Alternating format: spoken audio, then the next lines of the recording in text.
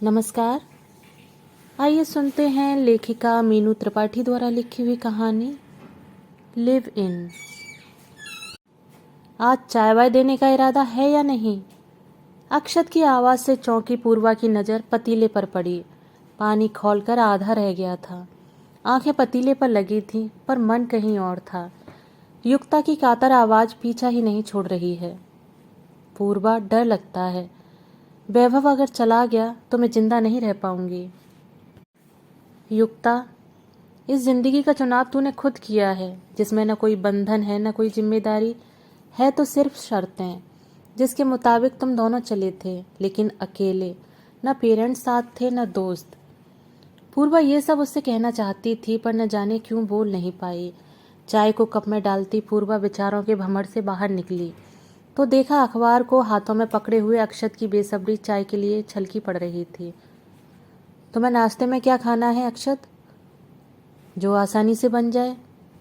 तो कॉर्नफ्लेक्स या फिर दलिया? पूर्वा ने शरारत से कहा तो अक्षत झट से बोले, ना ना, इतना भी आसान नहीं यार।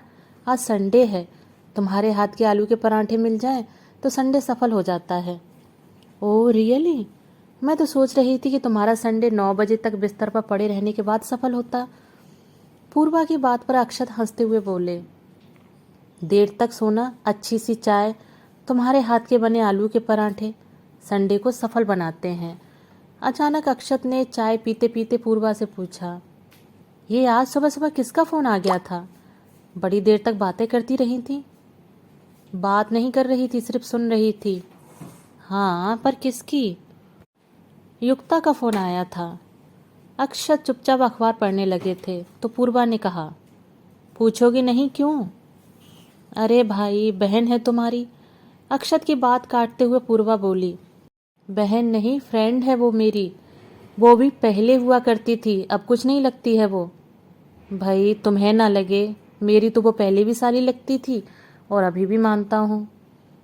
लोगों को जिस रिश्ते में बंधना चाहिए उसे तो बंधन समझकर ताक पर रख देते हैं, और तुम हो के। पूर्वा के व्यंग से आहत अक्षत गंभीरता से बोले, एक फ्रेंड से बहन तक की यात्रा पूरी करने के बाद वापस फ्रेंड के तौर पर देखना कुछ अजीब नहीं लगता? ये ठीक नहीं है। अक्षत ने तकिए की टेक लेते हुए अखबार में मुंह छिपा लिया, पर पूर्वा आवेश में आ गई थी। इसमें अजीब क्या है अक्षत? रिश्तों को अपनी मर्यादा में ही रहना चाहिए। फ्रेंड फ्रेंड है और बहन बहन, पति पत्नी है, और वाक्य जानबूझकर अधूरा छोड़ा गया था। ये अक्षत समझ रहे थे। गुस्से से उठती पूर्वा का हाथ पकड़कर अक्षत ने बिठा लिया था। पूर्वा, युक्ता और वैभव हमारे अच्छे दोस्त हैं। क्या हमारा फर्ज नहीं बनता कि हम उनके उलझे मसलों की डोर को सुलझा दें? दोनों ने हमेशा हमारे पास आने की कोशिश की, पर तुम्हारा गुस्सा कम नहीं होता है। जिंदगी को जीने और देखने का सबका अपना नज़रिया होता है, उसे मान देना चाहिए। अब इनकी गहरी दोस्ती और जोड़ी का जवाब नहीं था। पूर्वा की शादी में दौड़ दौड़ कर काम करती हुई युक्ता को अक्सर लोग उसकी सगी बहन समझ लेते थे। पारिवारिक दोस्ती के बीच सगासा रिश्ता दोनों के बीच देखते बनता था। मेरी बहन को तंग किया तो देख लेना। युक्ता अक्षत को छेड़ती तो अक्षत हंसकर कहते, जो हुक्म साली साहिबा। दोनों बहन जैसी सखियों के बीच दरारें तब शुरू हुई जब युक्ता ने बताया कि वो अक्षत के दोस्त वैभव से प्यार करती है। इस बात पर किसी को कोई आपत्ति नहीं थी। आपत्ति थी तो उनके लिव इन रिलेशनशिप पर। ये तेरा जोखिम भरा कदम है, इसमें मत पड़। वैभव अच्छा लड़का है, यदि प्यार करती है तो शादी कर ले। पूर्वा पर युक्ता को समझाने की दोहरी जिम्मेदारी थी। वैभव और युक्ता के परिवार वालों ने हार मान ली थी। उन सबकी आशा भरी नजरें अक्षत और पूर्वा पर टिकी थीं। खुद पूर्वा को भी शर्मिंदगी उठानी पड़ती थी, क्योंकि एक अच्छी सहेली जिसे बहन का दर्जा दिया था, उसके इस कदम की घर परिवार वालों को क्या सफाई देती। युक्ता को पूर्वा की दखलंदाजी नागवार लगी, तो पूर्वा ने खुद को अपनी गृहस्थी में समेट लिया। नाश्ते की मेज पर पूर्वा को चुपचाप बैठा देखकर अक्षत ने कहा, इतना सोचने की जरूरत नहीं है। तुम नहीं चाहती तो हम उनके झमेलों में नहीं पड़ेंगे। ये क्या बात हुई? तुम क्या चाहते हो? इतनी जल्दी अपनी दोस्ती भुला दूं? तुम्हें याद है मेरी प्रेगनेंसी के आखिर 2 महीने जब मैं बेड पर थी, डॉक्टर ने फुल बेड रेस्ट कहा था। तुम टूर पर गए थे, मायके ससुराल से कोई नहीं आया था। तब ये युक्ता ही थी जिसने मुझे डिलीवरी तक संभाला था। अब वो मुश्किल में है तो मैं उसे कैसे छोड़ दूं? भावावेश में बोलती पूर्वा देख नहीं पाई कि प्लेट उठाने के बहाने अक्षत अपनी छलक आने को आतुर हंसी को रोकते हुए वहां से चले गए थे। पूर्वा ने ऐलान कर दिया था कि शाम को वो दोनों युक्ता से मिलने जाएंगे। अनेक शंका आशंकाओं से घिरे दोनों उनके घर पहुंचे तो दंग रह गए। अपनी अपनी रुचियों को दर्शाता उनका घर कभी अजायब घर सा दिखता था, लेकिन आज वो एक घर सा सुंदर लग रहा था। कुछ देर तो किसी की समझ में नहीं आया कि क्या बात करें। छोटी मल्लिका उस सन्नाटे को तोड़ती रही। उसे याद आया जब पहली बार मल्लिका को गोद में उठाया था तो उसके मुंह से शब्द निकले थे, बाई गॉड, इतने दर्द के बाद किसी को अपने बच्चे पर प्यार कैसे आ सकता है। उसकी टिप्पणी पर पूर्वा ने कहा, जब तेरी बिटिया होगी तब पूछूंगी। मैं इमोशनल फूल नहीं हूँ जो इन पचड़ों में पड़ूं। मैंने वैभव से पहले ही बोल दिया है कि अगर वो मुझे अपनी ज़िंदगी में शामिल करना चाहता है तो शादी के लिए मुझ पर दबाव ना बनाए।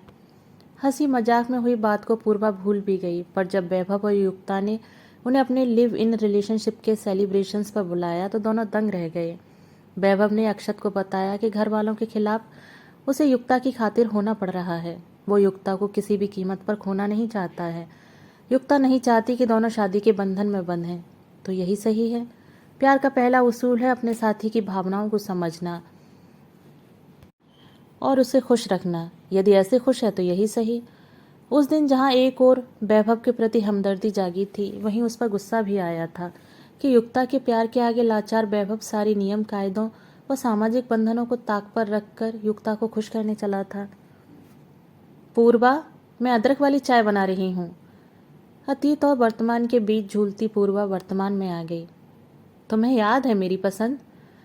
पूर्वा चाहते हुए अपनी आवाज में तल्खी को दूर नहीं कर पाई। उसी वक्त उसकी नज़र युक्ता के पीले पड़े चेहरे पर पड़ी तो खुद को उसने संयत किया। ये क्या, सिर्फ 2 कप? तुम लोग नहीं पी रहे हो क्या? दरअसल वैभव को चाय सूट नहीं करती, उसे एसिडिटी हो जाती है, तो आजकल हम लोग ग्रीन टी लेते हैं। उसकी बात पर अक्षत ने चुटकी ली। भाई, एसिडिटी तो वैभव को है, तुम तो साथ दो। बड़े अटपटे से भाव युक्ता के चेहरे पर आए थे। मैं किसी के लिए खुद को नहीं बदलूंगी का दावा करने वाली युक्ता आज वैभव के साथ ग्रीन टी पी रही थी। मौका पाकर पूर्वा ने युक्ता से पूछा, सब ठीक तो है ना? कुछ ठीक नहीं है। वैभव को शायद शादी करनी पड़े। किससे शादी कर रहा है वो मैं नहीं जानती। हालांकि अभी तो वैभव ने मना कर दिया है, पर बाद में कुछ कह नहीं सकती। कह नहीं सकती मतलब? ये चल क्या रहा है तुम दोनों के बीच? और ये वैभव इस तरह तुम्हारी केयर का नाटक कर रहा है कि कोई भी धोखा खा जाए। प्लीज़ पूर्वा, मेरे प्रति उसके कंसर्न को नाटक मत बोल यार। 2 सालों में तो सब ठीक ही था, लेकिन अब उसकी छोटी बहन की शादी के लिए लड़के देखे जा रहे हैं। वैभव की मम्मी चाहती हैं कि हमारे लिव इन रिश्ते की वजह से कोई अड़चन ना आए। ओके, तो अपनी बहन का घर बसाने के लिए वैभव तुम्हारा घर उजाड़ दे, राइट? इनका घर बसा कब था ये बताओ। कहते हुए अक्षत वैभव के साथ कमरे में आ गए थे। वैभव सफाई दे रहा था। मम्मी ने मेरे लिए कोई लड़की देखी है। वो चाहती हैं कि मैं इस रिश्ते से बाहर आकर शादी कर लूँ। मैंने मम्मी से साफ कह दिया है कि मैं किसी और से शादी नहीं करूँगा, पर पता नहीं क्यों युक्ता मुझ पर भरोसा नहीं कर रही है। उसे लगता है कि मैं मम्मी के दबाव में आकर कहीं और शादी के लिए हाँ कर दूँगा। हाँ, जब तक अवंतिका की शादी नहीं हो जाती है तब तक मैं युक्ता के साथ नहीं रह पाऊँगा। मेरी बहन अवंतिका के प्रति भी फर्ज बनता है। हम अपने स्वार्थ के लिए अपनों का जीवन बर्बाद नहीं कर सकते। 6-7 महीने की मोहलत मांगी है युक्ता से। अवंतिका की शादी हो जाने के बाद मैं वापस आ जाऊंगा। शून्य में ताकती युक्ता के चेहरे को अपनी ओर करते हुए वैभव ने दृढ़ता से कहा, मैं कोई शादी वादी करने नहीं जा रहा हूँ। तुम्हारे लिए जो कमिटमेंट मैंने किया है उसे पूरा करूँगा। वैभव की बात सुनकर युक्ता की आंखें आंसुओं से भर गईं। वहीं वैभव हंसता हुआ पूर्वा से बोल रहा था, मैं अगले हफ्ते जा रहा हूँ, पर वापस आने के लिए प्लीज़ ये बात समझा सको तो अपनी सहेली को समझाओ, जो पता नहीं क्या क्या सोचे जा रही है। और तो और ये अब माँ बनना चाहती है। युक्ता, तुझे हो क्या गया है? इन सब झमेलों से बचने के लिए तो तू शादी जैसे बंधन को नकार रही थी, अब वही सब। पूर्वा हैरानी से बोली तो अक्षत ने आगे जोड़ा, जिंदगी में ऐसे भावुकतापूर्ण फैसले गलत साबित हो जाते हैं। मान लो कल को वैभव के जीवन में कोई और आ गया या तुम्हारी जिंदगी में कोई और आ गया तो? अक्षत की बात सुनकर युक्ता की हिचकियां तेज हो गईं तो पूर्वा गुस्से से अक्षत को घूरते हुए युक्ता को समझाने लगी। मेरी तो ये समझ में नहीं आता है कि जब तुम दोनों एक दूसरे को इतना चाहते हो तो शादी क्यों नहीं कर लेते। आंटी को बिना शादी के तुम दोनों के रहने में प्रॉब्लम है ना, पर यह बताओ कि तुम्हारा वैभव के प्रति विश्वास कमजोर क्यों पड़ा। पूर्वा की बात पर एक सन्नाटा सा छा गया था जिसे युक्ता की धीमी सी आवाज ने तोड़ा।